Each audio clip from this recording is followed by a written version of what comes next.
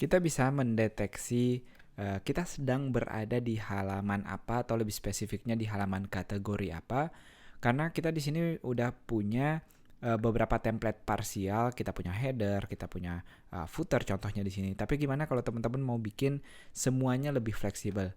Tentu selain kita deklarasiin beberapa parsial yang berbeda untuk kategori masing-masing, kita juga bisa melakukan pengujian atau membuat dia menjadi dinamis. Sebagai contoh, misalnya di bagian header ini, saya nggak mau misalnya dia muncul di bagian home-nya, si tombol nav-nya ini atau si tombol home-nya, maka kita bisa naruh di sini. Pengujiannya sangat simpel, kita bisa pakai if is home, atau jika dia adalah halaman homepage-nya, maka kita mau menampilkan ini.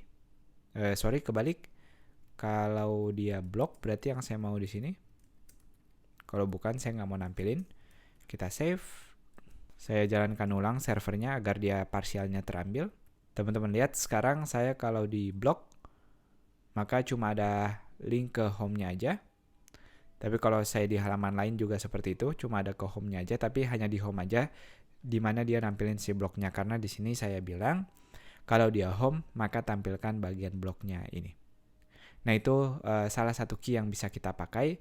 Ada juga is yang lain, misalnya teman-teman mau ngasih tahu kalau dia lagi ada di halaman konten biasa misalnya, atau saya pakainya is page di sini. Saya akan kasih contoh. Untuk contoh is home-nya kita bikin lebih rapi dulu. Di sini kurang jelas contohnya untuk apa. Saya akan bikin dia lebih rapi. Misalnya kalau dia di home, maka saya akan ngasih teks welcome home di sini. Nah ini mungkin contoh yang lebih relevan. Kalau saya di halaman lain, saya nggak akan melihat si welcome home ini. Itu dia. Saya lanjut lagi. Untuk contoh kedua, misalnya kita mau ngelihat is page atau bukan, apakah dia page atau bukan.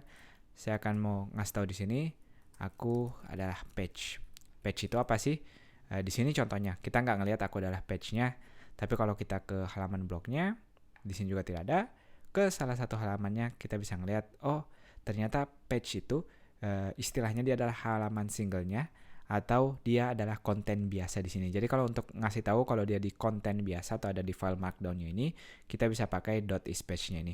Saya akan biarkan contohnya untuk si ishome-nya aja.